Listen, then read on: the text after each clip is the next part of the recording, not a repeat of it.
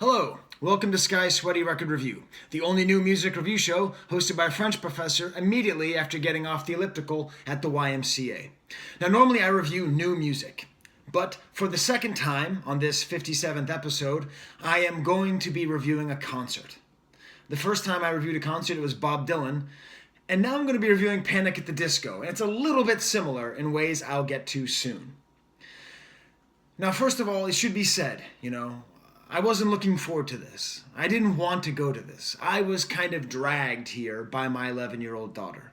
It's like one of the great tropes of music, or of concerts, of the old dad being dragged to a concert by somebody who preteens or teens really love, New Kids on the Block or Taylor Swift or whatever.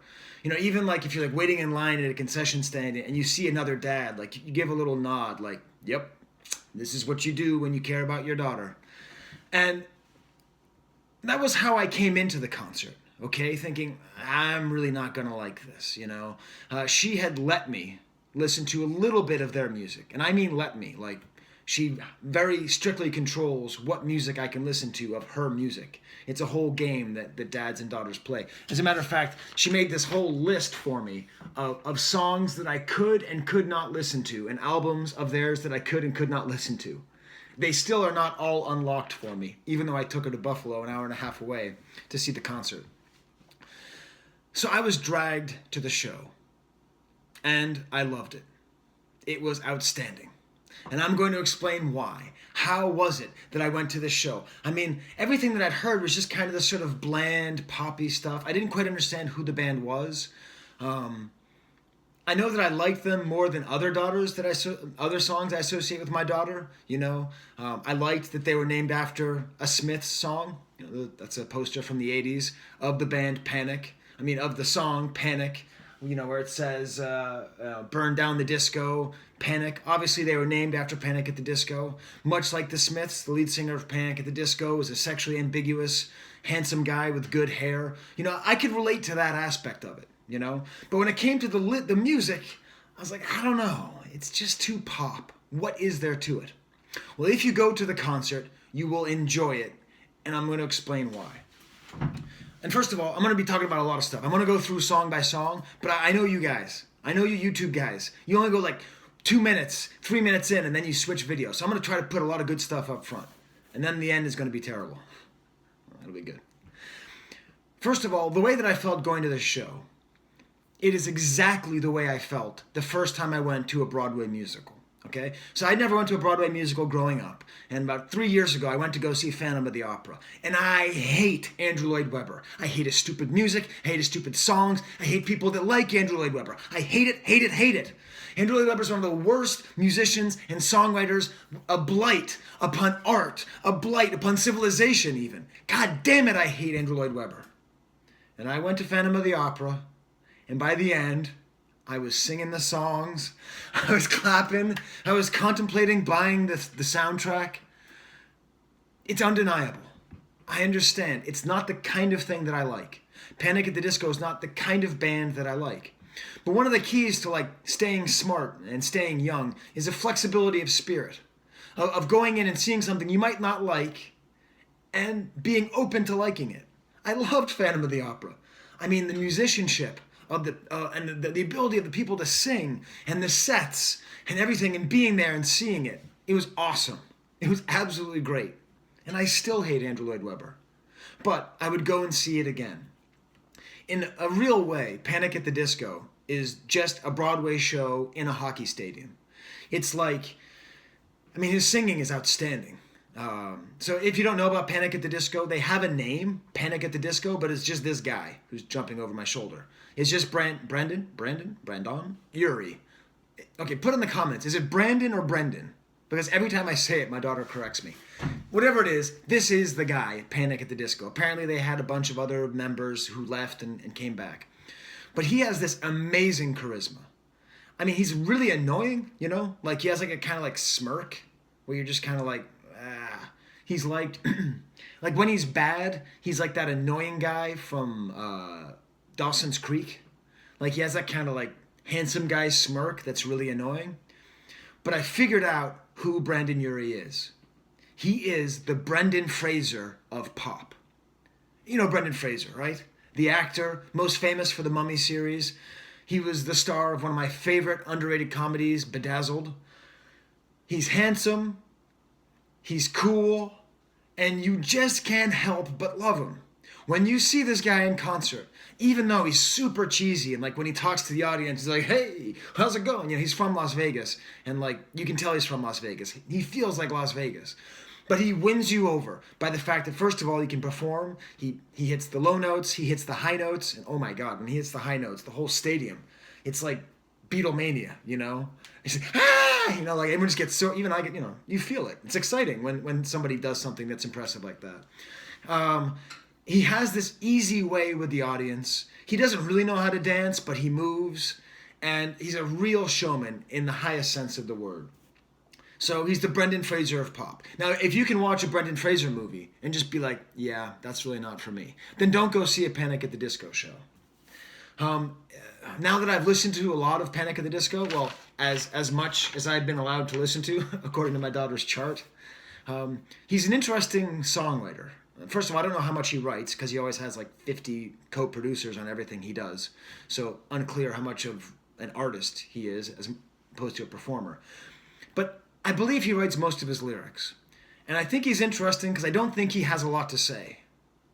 Like, most of his songs are about, like, the places where he lives. Las Vegas or Los Angeles. And they're kind of like vague statements about those places. Or there'll be songs about partying. Or songs about regretting partying. And it feels to me like he doesn't really have that much to say.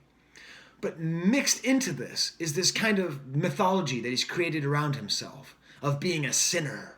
And he uses this all kind of like BS, like iconography of like nuns praying and like cathedrals. A lot of his songs are like hallelujah and amen. And it's like, it's not really sacrilegious because he's not really saying anything, but it feels kind of bad. And I think that's the magic of Panic at the Disco. I think he's a good guy. I think he's probably just a good, middle class upbringing, normal guy. And in his songs, he pretends to be bad. And then the people who listen to them get to pretend to be bad while listening. But they're actually just good kids. I think it's all a bunch of pretend. It's just a way for good kids to listen to music that feels slightly dangerous. And in a way, he's like this great bait and switch. Because he is in the realm of, hot topic bands. Bands who have merchandise sold at the store in the mall called Hot Topic. He has that sort of goth edge to him. But his music is just pop. I mean, most of it's actually crooner. He's actually more like Frank Sinatra than he is like, Marilyn Manson or Trent Reznor. There's very little goth about him. It's kind of this bait and switch where I think it allows people to feel that they're watching something edgy when really it has no edge at all. It's just solid pop. And I'm going to go on a small rant here. So my voice is a little bit hoarse. I was screaming during the concert. It was exciting. It was that kind of thing. My son, who was also dragged to the show and also loved it, but don't tell his friends. Oh crap, his friends watched the show. Anyway, he liked it. But he was cool about it. He didn't scream. He once made fun of my daughter and said, "Oh, that's just mall goth music." And I'd like to make a case here for not using the term mall goth. I believe that mall goth is a term that is inherently sexist and anti-woman, anti-feminine. Because this is the thing, right? We live in America. And as we live in America, most of our identities are mediated through what we consume. Okay? Like, what is it that we buy? That's how you define who we are. And what's really offered for young girls? You can be, girly girl, dressing all pink and worry too much about your appearance. You can be sporty girl and be really into sports. Or other, something else. I think this idea of girls turning goth is not really about them becoming Satanists, or even cutting themselves or being promiscuous or anything like that. I think it's just an other identity. And young girls are not given that many choices in our society. They're really not. I mean, we're making progress, but we're not making that much progress. So when my daughter told me that she's into this music, and she was very embarrassed to tell me, I was like, great. The first thing I did, I got right in the car, went to Hot Topic. We're going to buy the My Chemical Romance shirt. We're going to buy the Panic at the Disco shirt. Because I don't know what it is, right? And I get it, oh, it's so lame to go to the mall. But how different is it from me, okay? When I was in high school, I went to Newbury Comics at Harvard Square. Ooh, so underground. And I purchased my identity by buying Smith's t-shirts, okay? Is it really different? No, it's just a different place. We live in Rochester, New York. How the hell are we going to go to Harvard Square? How are we going to find a cool underground place to buy cool stuff?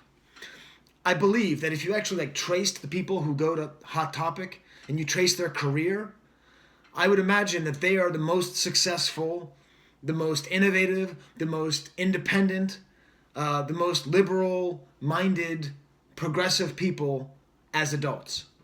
Because it's putting your toe in the water of being independently minded. It's still independently minded in an acceptable way, but it's independently minded and against the dominant paradigm, even if it's still just spending money to buy things. So don't use the term mall goth. Mall goths are good. Brendan Urie, whichever one it is.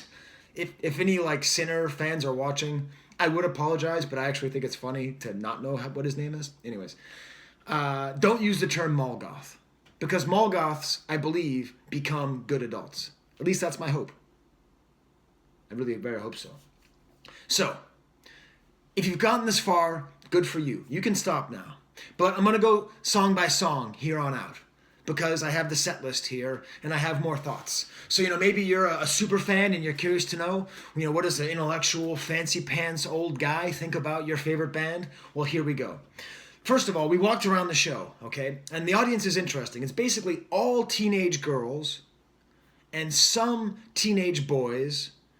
I'd say teenage boys who would, be in the theater department, very comfortable with themselves and just kind of, theatrical. And then some old guys like me with their daughters. Very young crowd, which is cool. We walked around, I was very excited. This guy has, a little puppet, an animated puppet that hangs out in a little box and tells fortunes, and all the money goes to charity. So I immediately had to make change. I bought a bag of peanuts and got the $5 and gave it, and so my daughter was able to have a fortune read, and it was fun. She was really excited. She'd read about it on the internet and she was really excited. And I think it's cool. That kind of mythology being built into your band, I'm all for it. We saw it in Buffalo, which is okay. Buffalo is a place. Rochesterians are notorious for looking down on Buffalo. And the whole world looks down on us, so it's convenient. The opening acts were hit or miss. The first one was called Betty Who, and it was pretty painful. It was just some... I don't know. My dad when my dad saw Britney Spears in the 90s, he referred to it as belly pop, which I think is perfect because everybody just has their belly button showing. So she had her belly button showing, so it's kind of belly pop.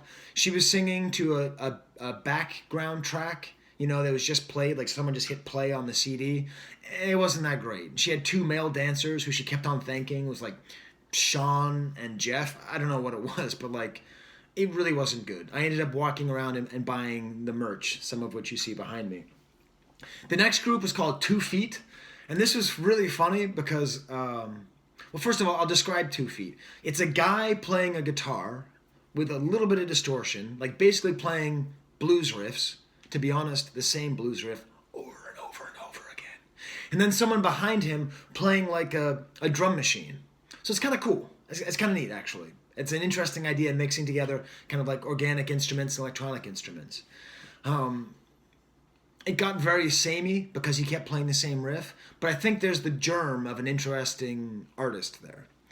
But it was the first time he'd ever opened up for a big act, and he kept on talking about it, and he was so nervous, it was cute.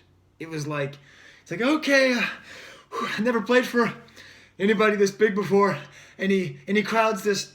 Anyways, I hope you like this next track, and at the end of one track, he's like, that's the first time we've ever played that song live. We might not play it again. my son made a joke.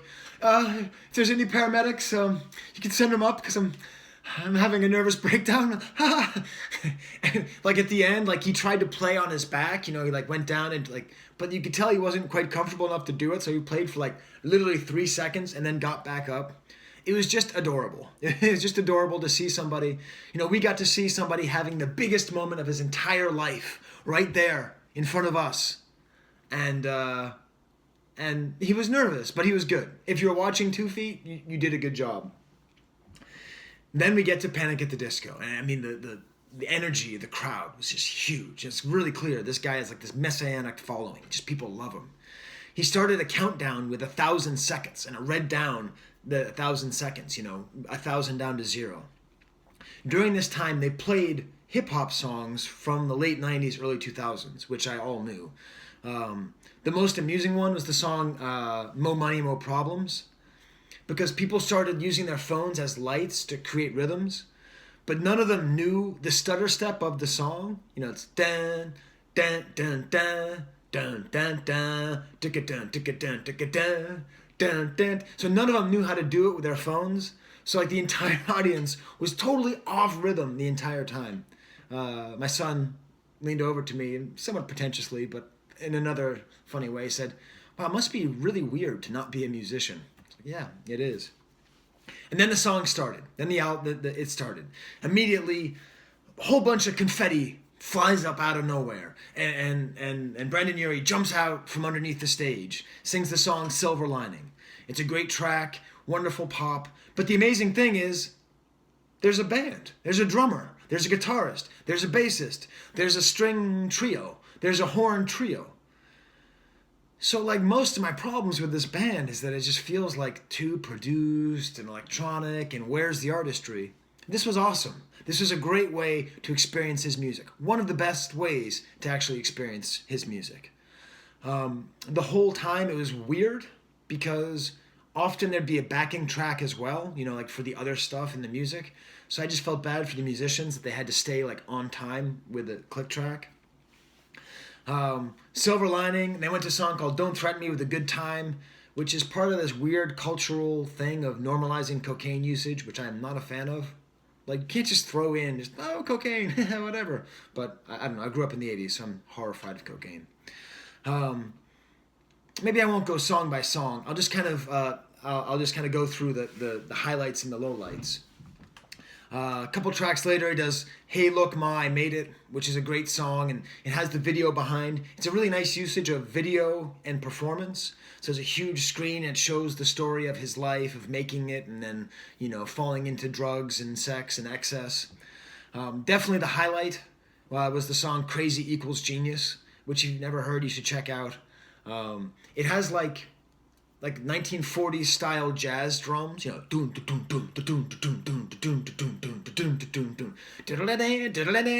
of like swing jazz drums. And the whole song is where he talks about that he looks like Mike Love, but he wants to be Brian Wilson. And just the fact that made its way into a pop song, I love the Beach Boys, I love Brian Wilson. And it's part of what makes Brendon Urie, so interesting, is he is self-effacing. He does appear to have a sense of humor about himself. And he knows that he's not really Brian Wilson. He's not. But hey, Make Love's pretty good. At one point he played the song 9 in the Afternoon, which I didn't even know was a Panic at the Disco song. I've heard that song for years. It's a good tune. It's like if Electric Light Orchestra didn't suck. Sorry, I hate Jeff Lynne. There's a whole rant coming up soon of how I hate Jeff Lynne. Why the Traveling Wilburys are garbage. Because Jeff Lynne poisoned that whole group. Oh, I hate Jeff Lynne. A lot of anger from me today. I should be happy. I just saw a great concert. All right. He played the song One of the Drunks, which is a pretty forgettable tune. Followed up by Casual Affair, another song I don't like very much. But then he did something interesting. He played a song called Death of a Bachelor. And that's where he really gets to be just 100% Frank Sinatra. I said I'd tie it into the Dylan show. Dylan, I think, is becoming an interpreter of his own music. And I feel that Brendon Urie is trying to popularize crooning for teenagers. And I think he's really succeeding. Because Death of a Bachelor is basically a trap beat. You know, it's a very modern orchestration, but the way that he sings it is not. And he walks out through the crowd and he does his whole Las Vegas patter. Hey, how's it going? I'm so happy to be here. Are you here? Oh, that's a good hug. And then he like gets out of the middle of the crowd and a white piano pops up. And he just starts playing a white piano. And then the piano lifts up over the audience. It's awesome. It's just like the chandelier in Phantom of the Opera. He was like, oh, how do you do that? And that was cool. He played a cover of a song, I Can't Make You Love Me by Bonnie Raitt, which is a pretty deep cut for a pop artist. He then later did a song from The Greatest Show, that movie from The Greatest Snowman with Hugh Jackman. Ugh, I don't know. That wasn't great. Then he played Girls, Girls, Boys.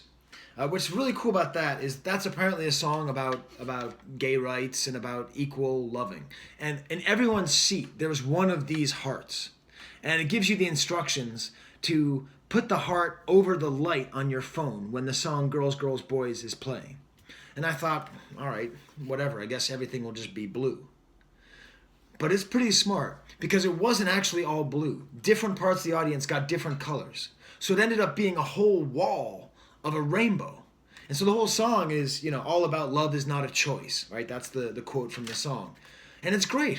That's awesome. Like, it had this whole super inclusive, like hyper millennial love and acceptance and diversity in a way that was genuinely inspiring. It was genuinely inspiring to see the entire audience looking like a giant rainbow flag. That was really excellent.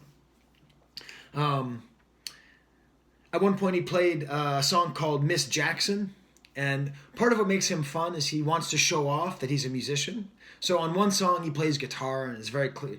It's cool because at the very beginning of the song he looked at the frets. And it must be difficult to be jumping around, playing piano, and then get to guitar. So like it showed that he's not totally comfortable with the guitar, but still he played. It was good. It was good. And then he played like a drum solo on the song Miss Jackson. And that's really fun because my son's a drummer. He's a great drummer. Someday I'll be reviewing his albums here. And he really can play drums, right? He's not just a joke. Like he plays a good drum solo. And then he does a backflip off the drum riser. It was awesome. It's worth going just to see that. I know I'm stupid, okay? I'm like some super intellectual dude. I just got an article accepted to be published in a prestigious 17th century French publication, okay? A journal, all right? But what am I going to do? Not be impressed by someone who does a drum solo and then does a backflip off the drum riser after singing all these songs and hitting all these high notes? It was awesome. We were all three of us. We were just completely blown away, totally happy. My daughter's face hurt from smiling the whole time, you know? I managed to get one picture of her singing and smiling, which I will not show you or anybody in the entire world. I like having a relationship with my daughter, and she would never forgive me. But the joy in that picture is just excellent. He played Bohemian Rhapsody, which is fine. It's cool. He can do it. If you can play Bohemian Rhapsody, I think you deserve credit. He played it well. Then the Encore was excellent. He did one of his early songs, I Write Sins, Not Tragedies, which I think is how they ended up becoming part of like the Hot Topic scene, because it's a very Hot Topic-y song. You know, it's kind of like fake punk, very melodic, but that was a great song. And then when we were done, we were just ecstatic, you know, just ecstatic, just buzzing. They had school the next day, so they slept in the back of the car. I was really happy. As we were going down the stairs, my son asked me, he's like, Dad, they're going to write about this, right? And what he meant was like, people are going to hear about how good this is, right? I was like, probably not. He doesn't really have a genre, you know? Like, where can we tell people how good this was? What an amazing show it was. I don't know. I think it's just going to... If my daughter weren't into it, that show would have happened and left, and I would have had no idea what this band is, who this guy is, what this performance was. So, hey, maybe it's you. This was the first show on his tour. Maybe you want to go... Seriously, go see it. Just go see it. If I'm wrong, I apologize. But it's a very impressive show. The music, now I've listened to it more, is quality pop, well delivered by an artist in his prime. Or perhaps slightly after his prime. I can't quite tell. It looks like the years of partying might be wearing on him a little bit. I'd worry about him if I was his friend. So, there you go. It's not going to be written about, but it is going to be described. I was dragged to the concert, and I was happy about it. Okay, next time there'll be some new music, and until then, my catchphrase is, as always, there's the camera.